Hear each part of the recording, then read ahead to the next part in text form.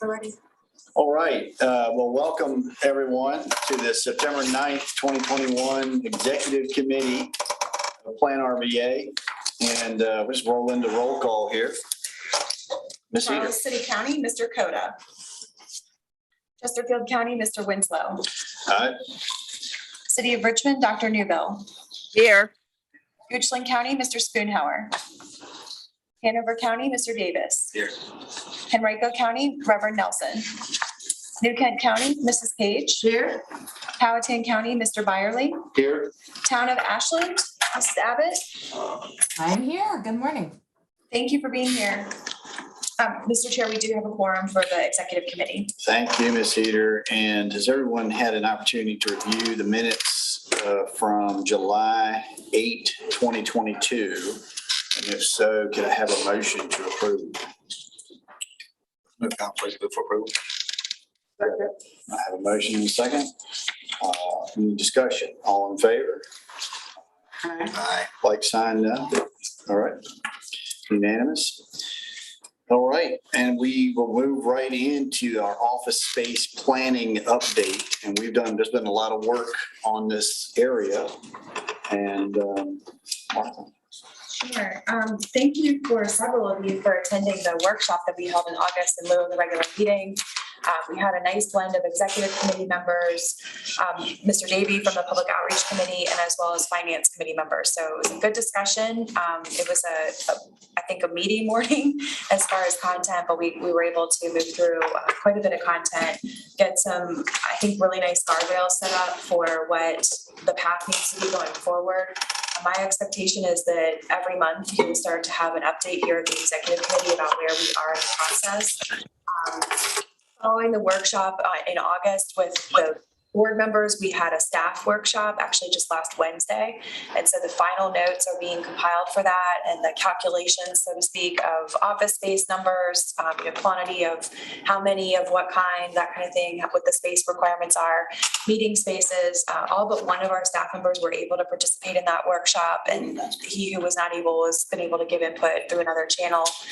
So we were able to have a really healthy conversation about what we as a staff think the future brings as far as hybrid work, what that might mean to our meeting facilities, and how many spaces might we need for groups of 2, 3, 5, 6 internal meetings, external meetings, what the boardroom needs to look like, all of those things. So all of that input from both your session and the staff session will be compiled into that space fit plan, and that will be what Mr. Berkey uses to go out to the market and see what's available and start presenting options back for us to either go visit or start getting some analysis done of what our space needs look like according to availability out there.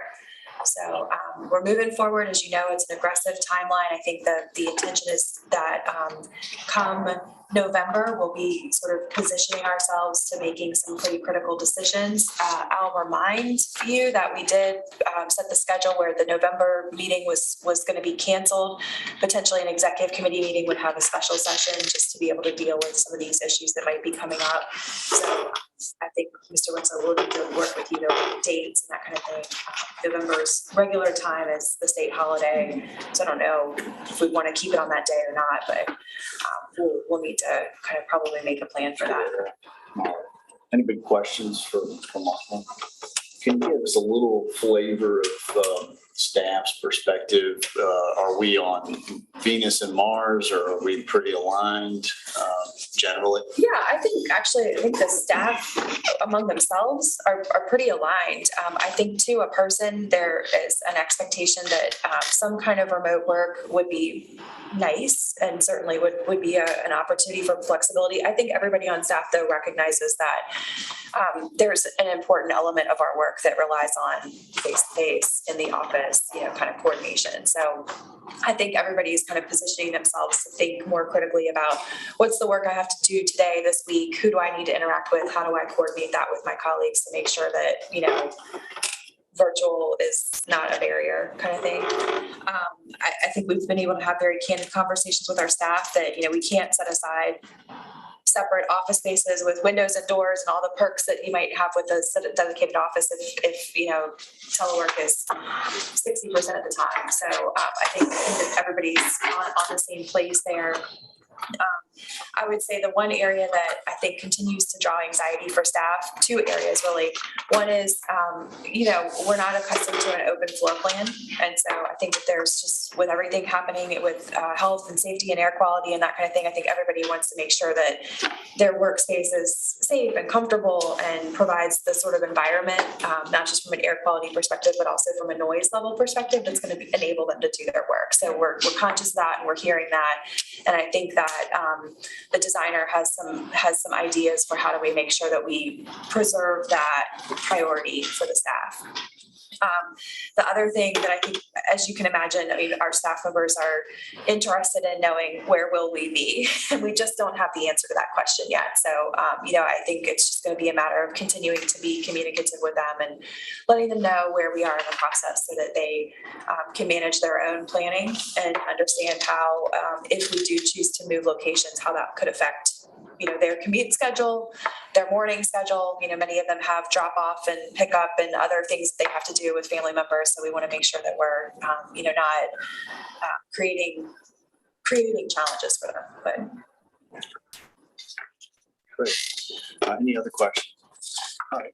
We will move on to our key imperatives, and we had a high level look at this last month. yeah, so this is should not look markedly different from anything that you've seen before.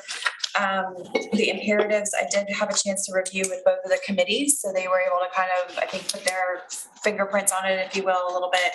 I've refined some of the language based on the feedback that I did get from the executive committee last month. So my hope is that this is ready for prime time this morning for the full commission, and that the executive committee would support making a recommendation to adopt these as our key imperatives.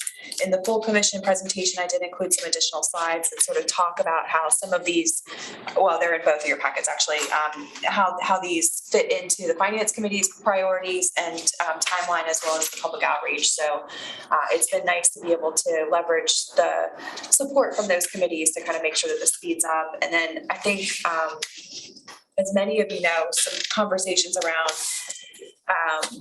making visits to the local boards of supervisors and leveraging our executive committee members to kind of think about how we can work through you to keep your colleagues on your boards engaged, and those kinds of things continue to be regular conversations. So I think we're ready to kind of pull the trigger and move forward with those things. Any questions or comments on these key imperatives? And we welcome Reverend Nelson. Good morning. Good morning.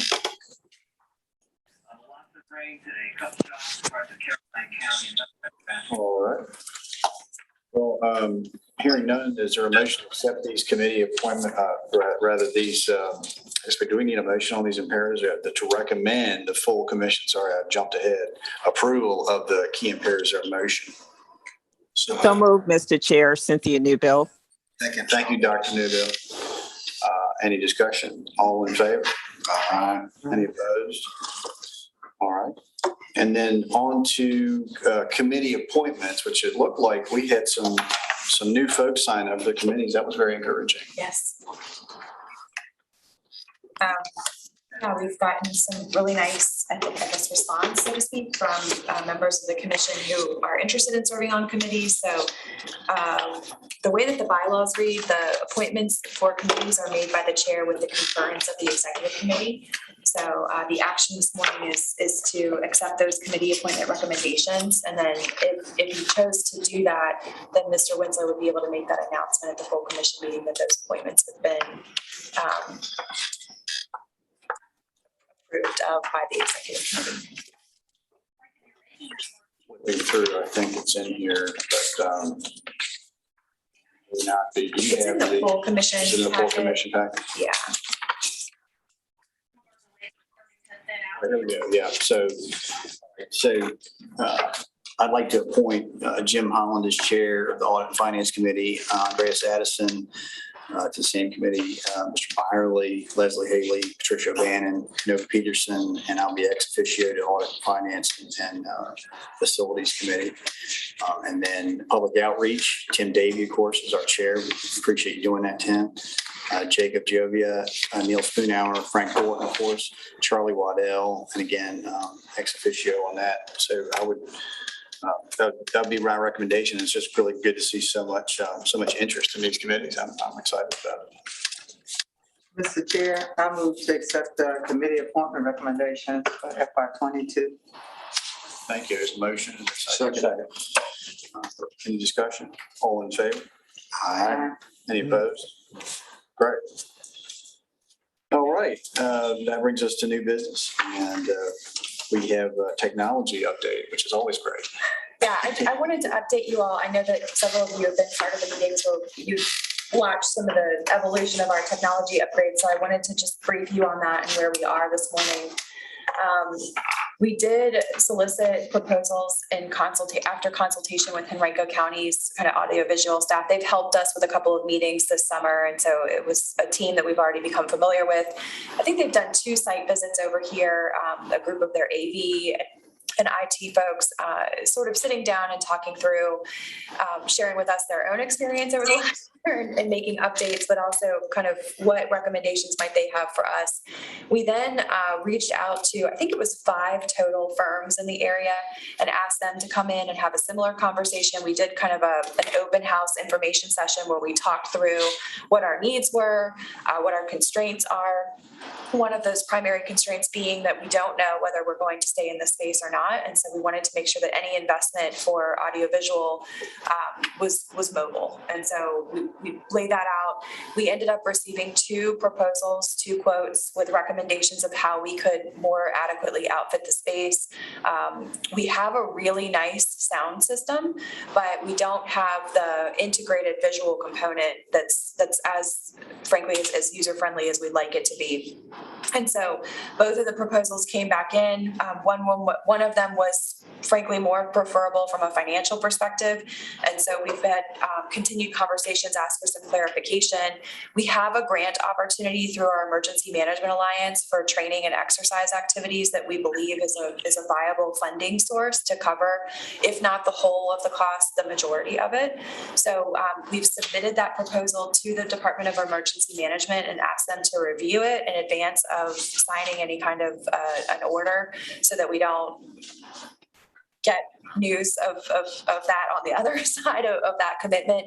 But I did want to share with you, Chet and I both have been talking with Mr. Williams, and obviously we're hosting not only the Planning District Commission, but many of the CVTA meetings with the TPO. So our ability to be able to do the live stream is particularly important, even while members are more predominantly in person. It's just becoming more and more kind of part of what's expected.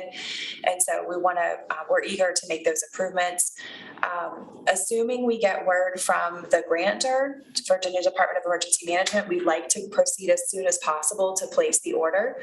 We're told right now that this kind of equipment is on a 12-week order timeline, which given how other things are going, that doesn't seem so bad. But obviously we want to get this moving as quickly as possible. If for some reason the grant approval does not come through, my question for the executive committee is, should we, and I think we should, go forward with the expenditure, knowing that it would come out of the commission's operations and fund balance. So I know that wasn't set up as an action item today, but I wanted to let you know that that's likely something that would be happening if for some reason we don't get that approval from the Department of Emergency Management. Any comments or questions on that item? Yeah, Mr. Chair. Yes, Dr. Newbill. Yeah, I'm looking at, and maybe this is a question with Martha. I don't see, was there anything in our packet on this item? I saw it on the agenda. I see it on the agenda, but I want to make sure I didn't miss an attachment or something. No, you did not miss an attachment. I'd be happy to distribute the quote to you all. Since we're kind of still in the process of negotiation, I didn't want to put it out. Oh, okay. public process, but I'd be happy to share that with you under confidential cover so that you could take a look at the quote and certainly could ask more detailed questions. But the intention would be to from our perspective, we would experience installation of mobile display monitors. So somewhat similar to what you have now, but they would be inside the circle where members of the commission anywhere in the room would be able to see display monitors. They would be larger and they would be fully integrated. Right now, we're running 5 computers in this room that are all separately managed by different staff that are either in the room or outside of the room to make sure that all is going well. And the microphone system would be connected through the same control system and some things like that. So that's really where the cost and the components come in. But that's kind of the essence if I'm summarizing it. Yeah. Thank you. Please. The big difference for staff is it'll reduce the ability for us to mess things up. Thank you. Well, Mr. Chairman. Yes, please. Do you have, what are we applying for in the grant, whole dollar, and is there any extra or is there a deficiency in the grant? And if we don't get that, then what would be the total project? We're talking about a $30,000 grant from the Virginia Department of Emergency Management. And if the department approves it, we would be able to cover the whole of the expenditures with that, with the caveat that the equipment has to be mobile and it has to be available for emergency management training and exercise activities. So, certainly if we're using grant funds to purchase that equipment and to do the installation, it would need to be available to the emergency management community. So we would be looking at hosting more programs, activities, training events, that kind of thing on site. Or if we need to go to a larger location, we would be moving the mobile equipment to a different location to be able to, say host. We've hosted the Resiliency Symposium at I think the Science Museum before, so there's been these much larger scale events. But we also believe that this will help. The last time we did the symposium, it was a statewide event, and this would enable us to host it through a live streaming component instead of having everybody drive to Richmond from around the Commonwealth. So I think that's where VDEM is really seeing the benefit of this. We could actually partner with them a lot more to be able to host those kinds of events and have it benefit a larger geography. So when you said move it around, what are we talking about? Relocating that, right? So each of the display monitors would be installed on a cart. They'd be a low standing cart, but they would be physically. So how are we going to move it? We would have to load them onto the elevator and actually transport them in a van or, some sort of other type of. So it vehicle. goes beyond just the equipment. It goes to a way to transport the equipment. If we had an event offsite, then yes, we would have to arrange for those logistical change and transfers as well.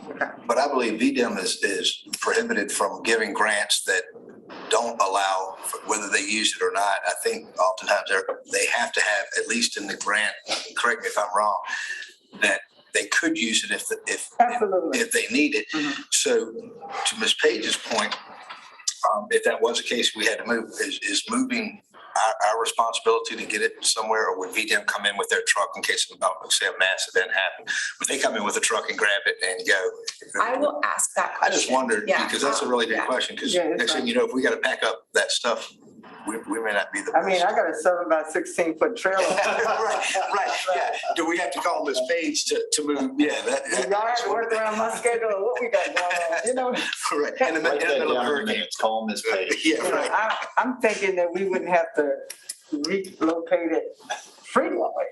You know what I'm saying? Right. But if they came, it's so how do we do this? So, that's all. Yeah, I will find out. Our assumption is that we would bear the responsibility to relocate it if it was an activity sponsored or supported by the Emergency Management Alliance. If it were VDEM requesting the use of the equipment, I think we would work with them to have them Absolutely. participate in the arrangement of that, but we can certainly clarify that. Very good. Any further question, comments? Branding update. In your packet for the executive committee, starting on page, I think it's 18, 19, there's a PowerPoint slide deck that includes a presentation, and I'm gonna actually defer to Mr. Davey, the chair of our Public Outreach Committee, to talk through the request that's before you this morning, and then I can fill in some of the logistical details on the backside if you like. Sure, I'm happy to. The new outreach volunteers, we all got together and sort of had, I guess, an orientation to sort of identify, let everybody know sort of what's going on and what work has been, the groundwork that's already been laid, with this outreach committee, mostly through staff, doing an awful lot of that work, and obviously Mr. Thornton's input. That outline for that orientation pretty much is, sort of like the outreach priorities that you're in your packet that are aligned with the imperatives that we're already talking about.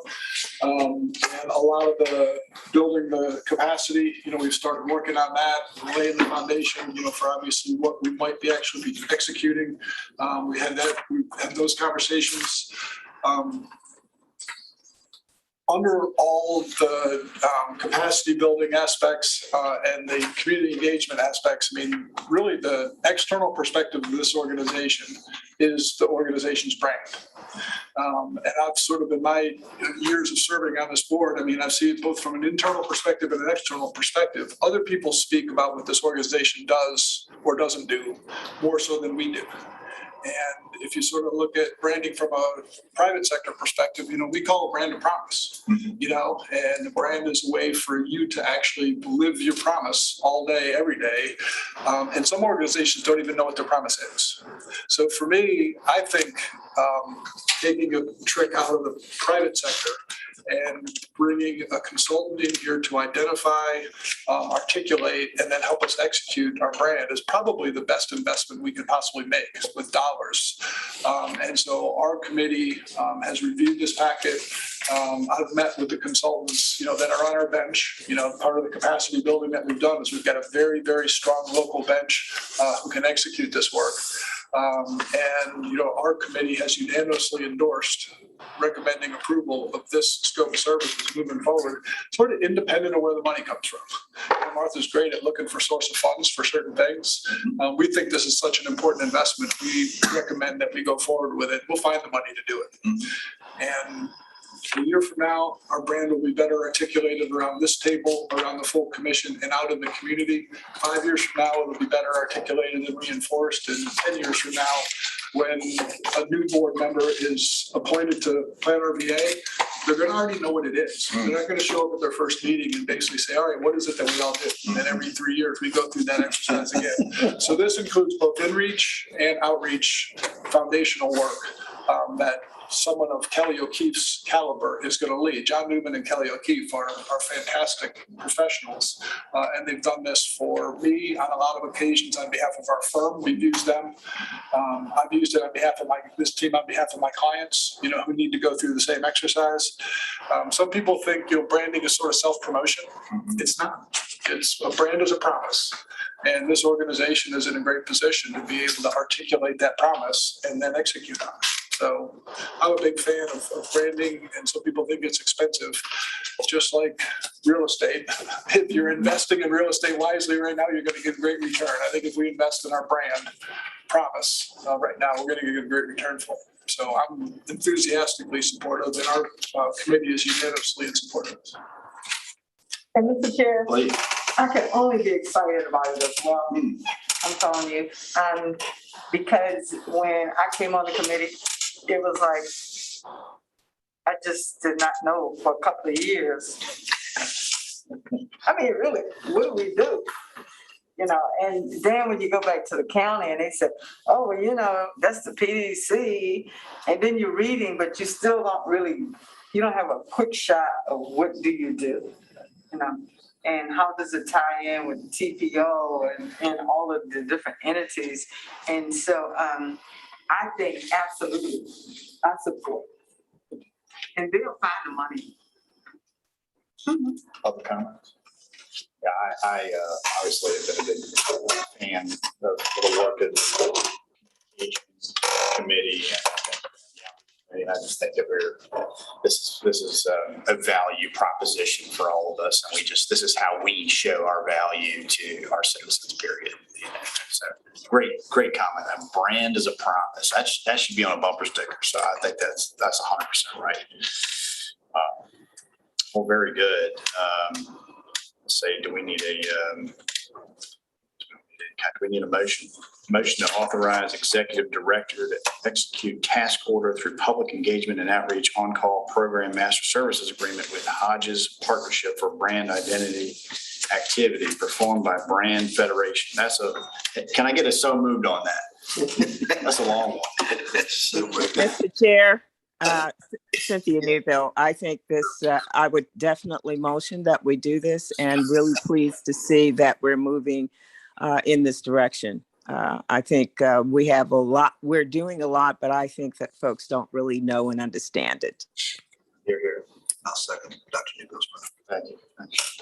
All right, I got a motion saying all in favor? Aye. Any opposed? All right, very good. And now I think our last item is a housing grant. Yes, this is an item that's also on the executive committee agenda this morning. And so I just wanted to brief you on that. The last page of your executive committee packet has a draft resolution that we've prepared. You may recall, I've talked about this only briefly before. This May, we had an invitation from Virginia Housing to participate in a grant opportunity that they made available exclusively to the 21 planning district commissions in Virginia. They awarded $40 million across Virginia. PlanRVA is the awardee for $3 million of that 40. And the intention is to be able to build capacity in planning district commissions and the regions that they serve to promote affordable housing opportunities.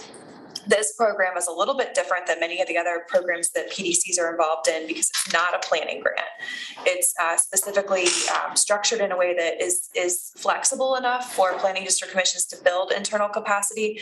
But at the end of the day, the expectation is that new affordable units are developed in the communities that are served with that funding.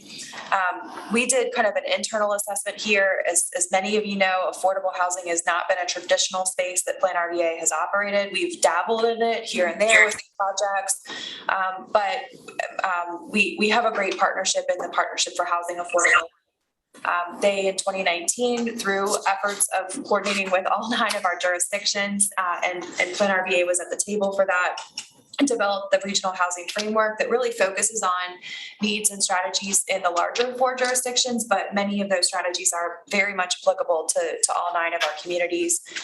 And so we thought that it would be a mistake not to partner with them on this program as well.